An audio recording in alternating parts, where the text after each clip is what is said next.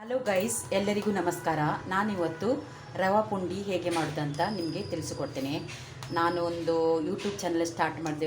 ಸುಮಾರು 5 ವರ್ಷ ಆಯಿತು. ಈಗ ಸ್ಟಾರ್ಟ್ ಮಾಡ್ತಿದ್ದೇನೆ. ಯಾರೆಲ್ಲ ಯೂಟ್ಯೂಬ್ ಚಾನಲ್ ನೋಡ್ತಿದ್ರಿ ಎಲ್ಲ ಸಬ್ಸ್ಕ್ರೈಬ್ ಮಾಡಿ ಆಯಿತಾ.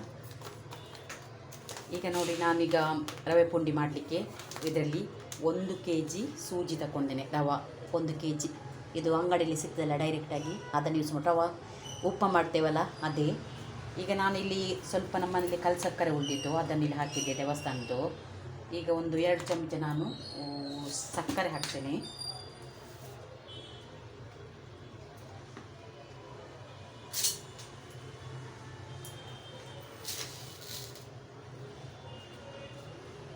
ನೋಡಿ, 2 ಚಮಚ.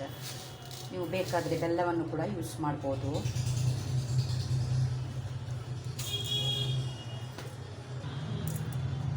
ಈಗ ನಾನು ರವೆಯನ್ನು ಕತ್ತರಿಸಿ ಹಾಕ್ತಿದ್ದೇನೆ.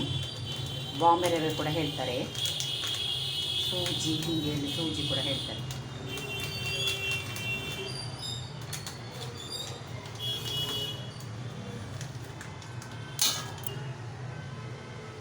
ಹಾಕ್ತಿದ್ದೇನೆ ನೋಡಿ, 1 kg ಉಪ್ಪಿದ್ರಲ್ಲಿ.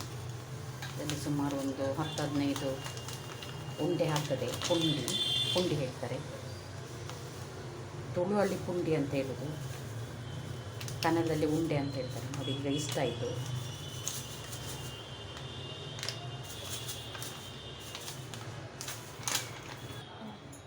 ಈಗ ನಾನು ರುಚಿಗೆ ತಕ್ಕಷ್ಟು ಉಪ್ಪನ್ನು ಸೇರಿಸ್ತಿದ್ದೇನೆ.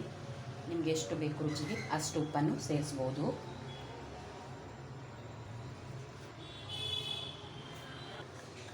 ಈಗ ಇದಕ್ಕೆ ಕಾದ ಬಿಸಿನೀರು ಹಾಕಬೇಕು. ನಾನು ಮೊದಲೇ ಕಿಟ್ಟಿಯಲ್ಲಿ ಬಿಸಿ ಮಾಡಿ ಇಟ್ಕೊಂಡಿದ್ದೇನೆ. ಈಗ ಸ್ವಲ್ಪ ಹಾಕಬೇಕು, ಜಾಸ್ತಿ ಹಾಕಬಾರ್ದು. 1 ಲೋಟ 2 ಲೋಟದಷ್ಟು ಹಾಕಬೇಕು. ಈಗ ಇದಕ್ಕೆ ತೆಂಗಿನಕಾಯಿ ಹಾಕಬೇಕು. ಮಿಕ್ಸಿಯಲ್ಲಿ ಪುಡಿ ಮಾಡಿಟ್ಟಿದ್ದೇನೆ, ತುರಿದು ಹಾಗೆ ಡೈರೆಕ್ಟೂ ಹಾಕ್ಬೋದು. ಈಗ ನಾನು ಇದಕ್ಕೆ ತುರಿದ ತೆಂಗಿನಕಾಯನ್ನು ಹಾಕಿದೆ. ನಿಮಗೆ ಎಷ್ಟು ಬೇಕು ಅಷ್ಟು ಹಾಕ್ಬೋದು.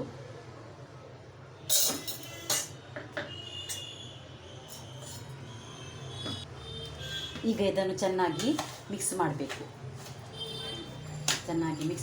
ಇದನ್ನು ಮಿಕ್ಸ್ ಜಾಸ್ತಿ ನೀರು ಆಗಬಾರ್ದು.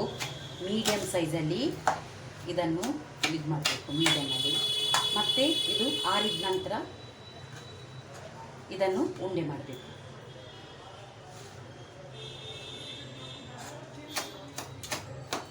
ಇದಕ್ಕೆ ಸ್ವಲ್ಪ ನೀರು ಸೇರಿಸಬೇಕು. ಅದಕ್ಕೆ ಎಷ್ಟು ಬೇಕು ಅಷ್ಟು ನೀರನ್ನು ಸೇರಿಸಬೇಕು. ಇಲ್ಲದ್ರೆ ನೀರಾದರೆ ಅದು ಉಂಡೆ ಮಾಡಲಿಕ್ಕೆ ಕಷ್ಟ ಆಗ್ತದೆ. ನಾನು ಅದರ ಸ್ವಲ್ಪ ನೀರನ್ನು ಆ್ಯಡ್ ಮಾಡ್ತೇನೆ.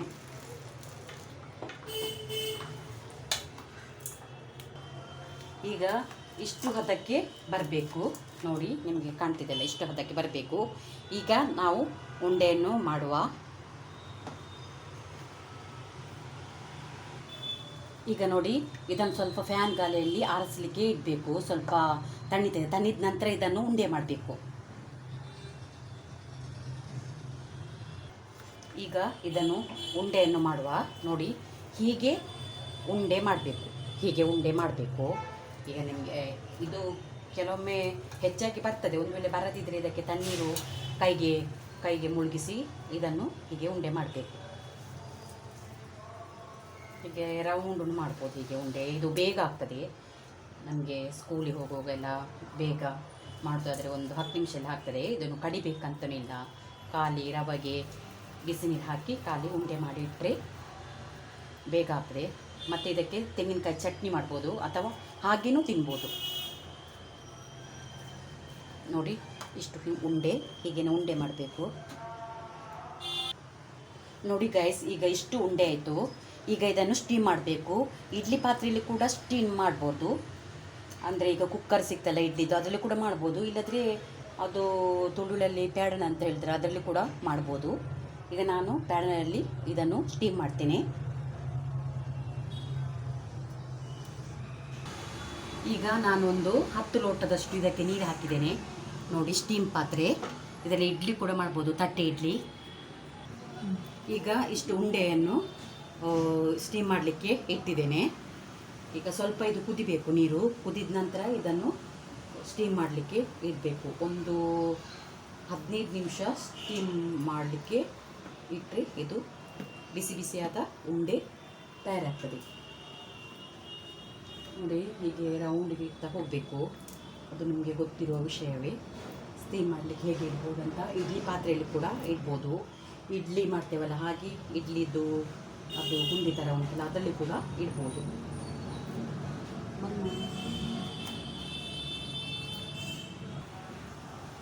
ಈಗ ಇದನ್ನು ನಾನು ಮುಚ್ಚಳವನ್ನು ಮುಚ್ಚಿದ್ದೇನೆ. ನೋಡಿ, ಬಿಸಿ ಆಯಿತು. ಸ್ವಲ್ಪ ಬಿಸಿ ಆದಮೇಲೆ ಇದನ್ನು ಇಡಬೇಕು. ಈಗ ನೋಡಿ, ಕುದಿ ಬರ್ತಿದೆ. 15 ನಿಮಿಷ ಆಯಿತು. ನಾನು ಗ್ಯಾಸನ್ನು ಆಫ್ ಮಾಡ್ತಿದ್ದೇನೆ.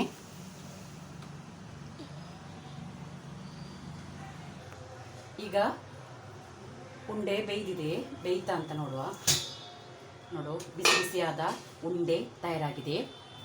ನೋಡಿ ವೀಕ್ಷಕರೇ, ನೋಡಿ ಯಾರೆಲ್ಲ ನೋಡ್ತಿದ್ದೀರಿ ಚಾನಲನ್ನು ಸಬ್ಸ್ಕ್ರೈಬ್ ಮಾಡಿ ಆಯಿತಾ. ಓಕೆ, ಬಾಯ್.